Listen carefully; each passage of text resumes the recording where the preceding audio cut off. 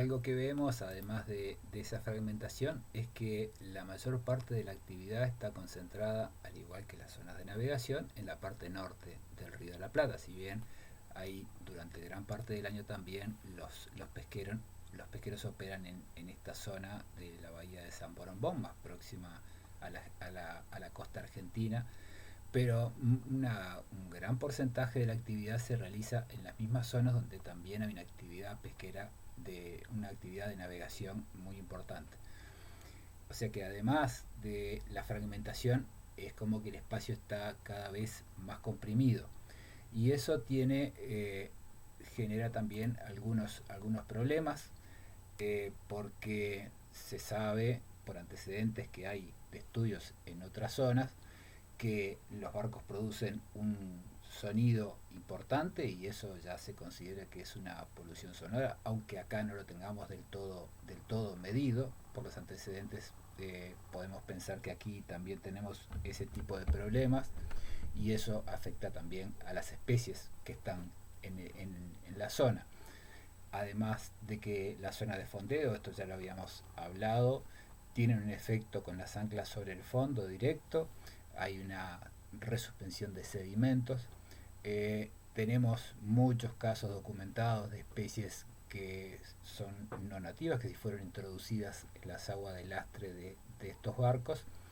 Y un problema que pasó también es que durante el 2010 se intentó agrandar la zona que hay para no arrastrar a lo largo de la costa norte, de la costa de Uruguay, extender la zona de prohibición al arrastre de las 5 a 7 millas, esta zona que está aquí en Rosado, y sin embargo eso fue cuestionado por las empresas pesqueras porque precisamente se les achicaba cada vez más el lugar y bueno, después de un largo proceso, la justicia dijo bueno, que no se podía eh, aumentar la zona de prohibición.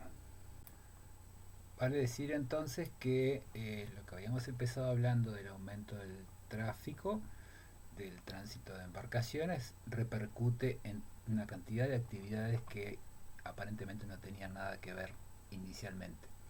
Tiene además otras repercusiones y fue un tema que estuvo en debate durante mucho tiempo, la necesidad de aumentar la infraestructura portuaria y eso derivó también, entre otras cosas, en la propuesta de un puerto de aguas profundas, que es una propuesta que se ha hablado desde fines del siglo XIX.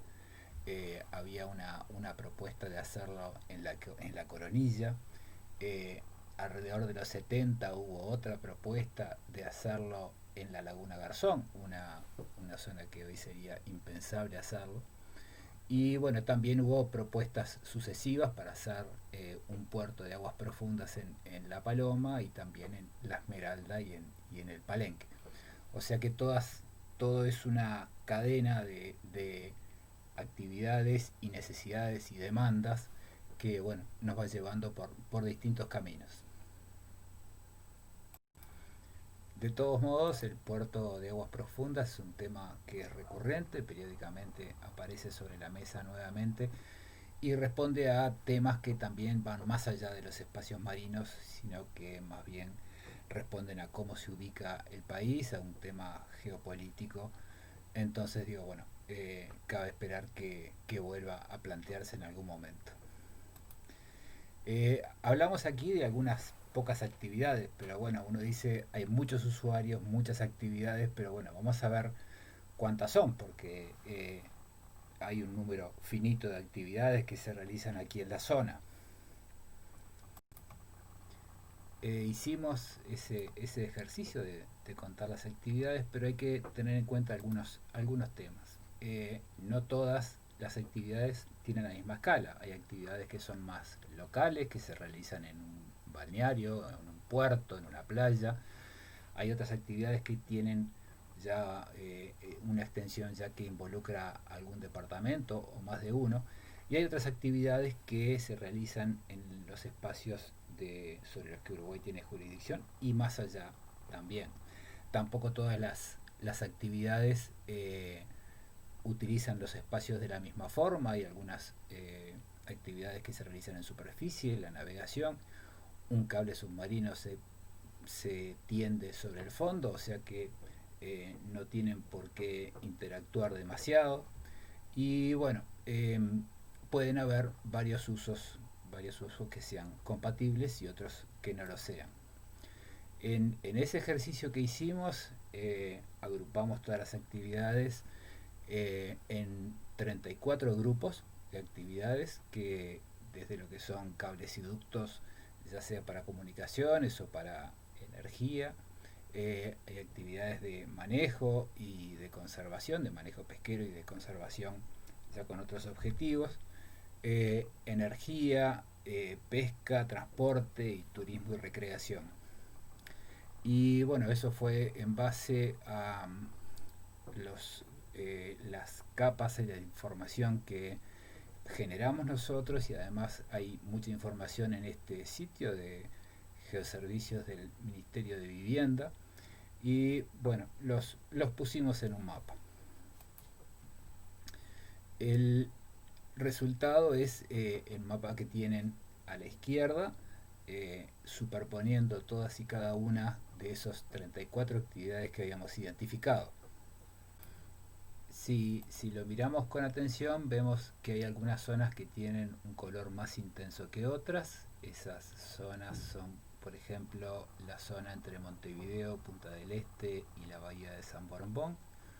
Otra zona que también tiene actividades, la zona del talud, la plataforma y el talud continental. Y en el medio muchas líneas transversales que son canales de navegación, cables submarinos y bueno, algunas otras actividades que se notan un poco menos.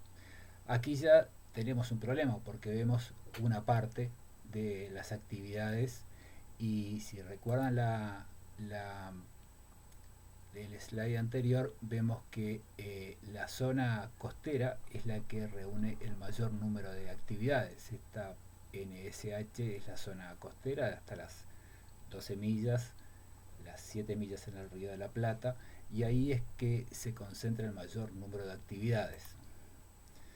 Entonces, bueno, este mapa nos muestra una parte de la realidad. Todas las actividades que están aquí en esta zona son más puntuales, y bueno, tenemos que ir cambiando de escala a medida que vamos analizando la superposición de las actividades. También hay otras actividades que bueno, no siempre se pueden combinar de la misma forma. Lo que vemos a la derecha es el mapa con las zonas de conservación pesquera.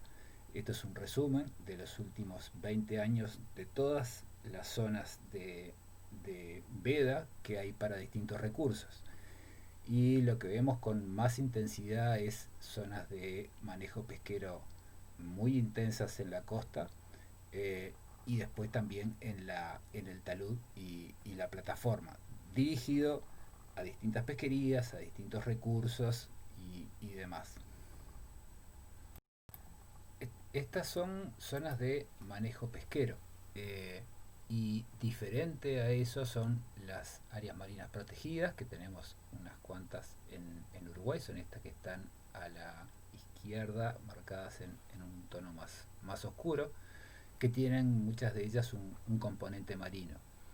Eh, También quisimos ver cómo se superponían esas actividades, ese conjunto de actividades, con zonas de prioridad que bueno, tomamos como base las áreas acuáticas prioritarias de un trabajo de Freplata del 2003, donde definieron muy simplemente tres niveles de prioridad: de máxima prioridad, especie, una zona muy prioritaria o una zona prioritaria, en base a distintos indicadores, que muchos de ellos son biológicos, pero hay indicadores de todo tipo. Y las zonas de máxima prioridad en ese trabajo se ubican precisamente entre Montevideo y la bahía de San Borombón, y en el talud y parte de la plataforma. En esas zonas, entonces, si superponemos o si lo vemos en el mapa de las actividades pesqueras, vemos, de las actividades en general, no solamente pesqueras, vemos que hay una coincidencia entre zonas de máxima prioridad que teníamos aquí en esta zona entre Montevideo y San Borombo, y también donde se realizan actividades pesqueras, se realizan actividades de navegación, donde están las áreas de fondeo, y bueno, también en las zonas del talud donde se suman otras actividades. Eh, Todo este puzzle de actividades genera conflictos de distinto tipo, no solamente en relación al ambiente, sino que también interferencias y conflictos entre distintas actividades humanas. Pero bueno, no siempre que se superponga quiere decir que esto genera un conflicto. Habíamos visto que hay actividades que se realizan en superficie, otras en el fondo, y bueno, varios usos pueden ser compatibles entre sí y otros que no.